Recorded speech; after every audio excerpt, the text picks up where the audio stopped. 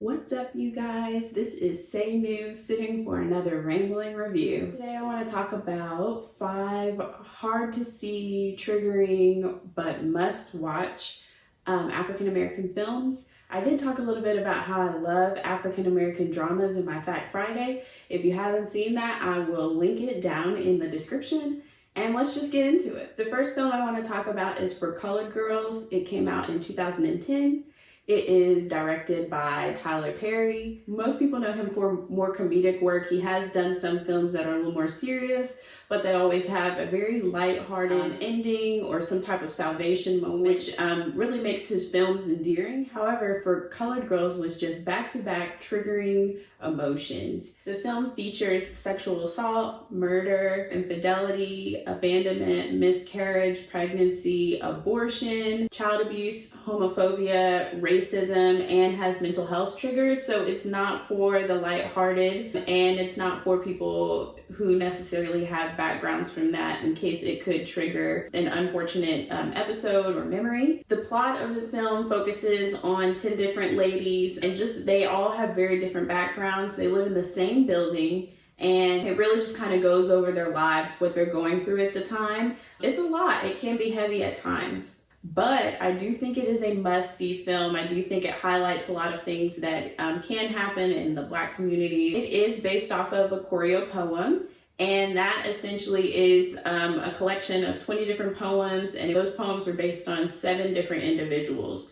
None of those individuals were named. They were always like Lady in Red or Lady in Yellow. So Tyler Perry took a lot of liberties by really giving the characters more dimension and description to each of their backgrounds, and it actually focused on 10 main ladies, not just 7. The people in this film, it is definitely a superstar cast, or better known as an ensemble cast, where it just featured really hard-hitting actors and actresses. This film was all over the board for how viewers received it. I do know that I felt like it was super powerful, but I could also never watch it again. I've watched it once, and that was enough for me. It got a 32% on Rotten Tomatoes, a 6.1 out of 10 on IMDb, and a 50% on Metacritic. So this film was really all over the place for how viewers received it. The main thing was that people felt like he was a little too melodramatic, a little too soap opera-y with how he chose to write this film. I do think that he would have benefited from having a separate writer,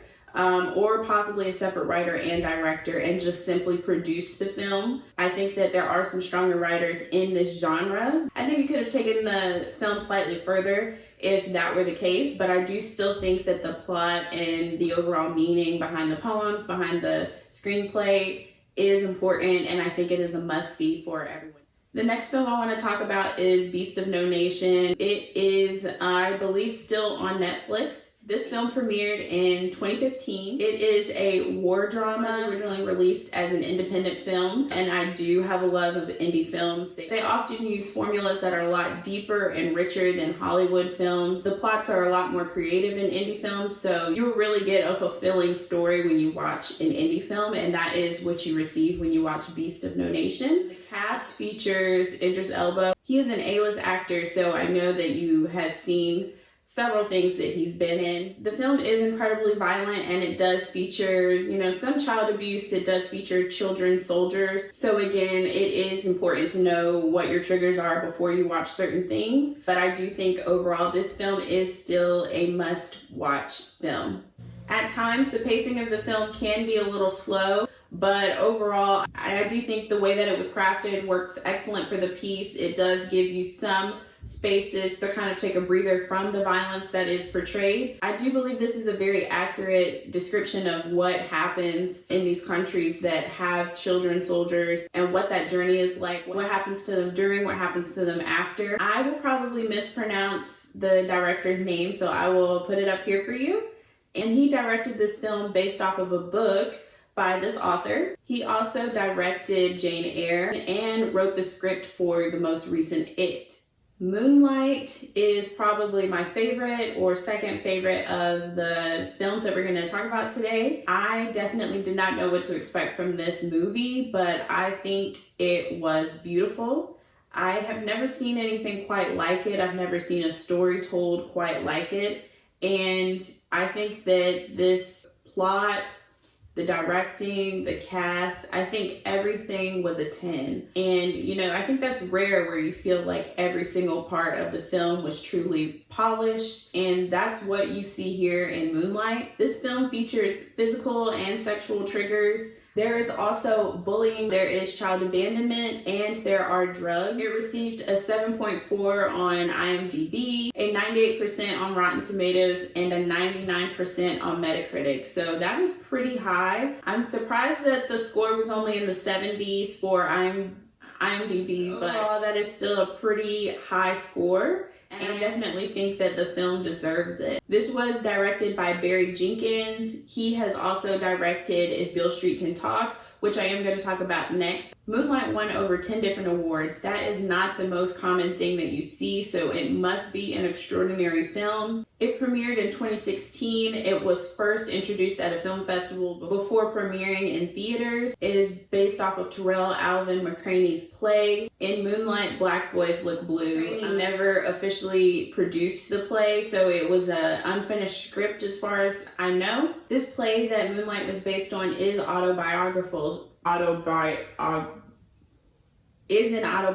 I really appreciate him for sharing this story. I think it was excellent that the project was able to be finished out on screen, and I definitely think Barry Jenkins was right for the job. The plot is pretty simple. It focuses on 3 separate stages of the main character's life: childhood, adolescence, and adult life. It goes over all the struggles that he deals with in each one of those stages. I do know in the Black community it is doubly hard for people who are Black but also a part of the LGBT community, because it's like double the amount of criticism that they can receive. With his main character, he does have certain expectations that he has to uphold, and he doesn't really get to live his life the way that he might have wanted, but also because of the trauma that he received as a child. Moonlight is a little bit of a slower paced film. I think the way it was written does work beautifully, but I do want to prepare you that it is a little slower. It's not something happening every single second. The film is truly moving, even if you are not necessarily dealing with any of the struggles in this film. I think that it is relatable to any and everyone. It's definitely top of the list for films that you need to see. If Beale Street Could Talk came out in 2018, and it is directed again by Barry Jenkins.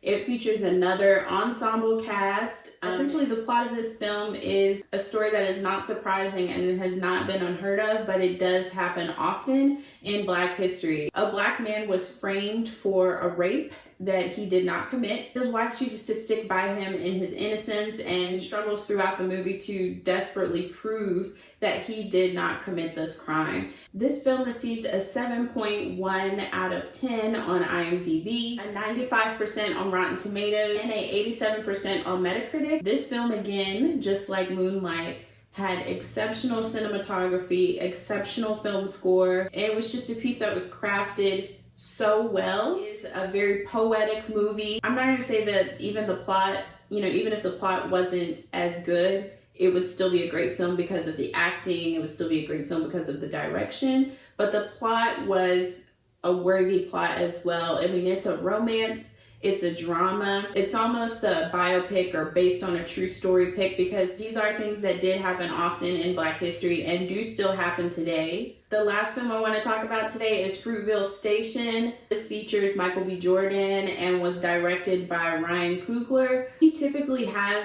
directed many of the films that Michael B. Jordan has starred in. He did Black Panther, and he is set to do Black Panther 2, which is supposed to come out next year. Fruitvale Station premiered in 2013 and was based on the true life story of Oscar Grant, and features Michael B. Jordan's character struggling to provide for his wife and child. He is about a day of events with his family where it ends in a very tragic incident. This film also tells a story that is not unheard of in the Black community. There have been several things in the past and now in current present times that happened just like what happened in Fruitville Station. This received a 7.5 out of 10 on IMDb, a 94 on Rotten Tomatoes, and an 85 on Metacritic. This can be triggering for anyone who has known anyone personally or is just deeply affected by unjust killings, but I do think that it really is thought-provoking. It's a conversation starter. It really gets people thinking, it gets people talking. That's the point of having these serious dramatic films, is to really get people thinking outside of themselves and really talking and engaging and possibly doing things to improve their own community, improve these things that happen in real life. I still think that every single one of these films that I've talked about today are important to watch. I do think that it can open your mind to some of the struggles in the Black community. That's all one can really ask for regarding any community that they're a part of, is for a little understanding. Thank you so much for sitting with Say New and listening to this rambling review.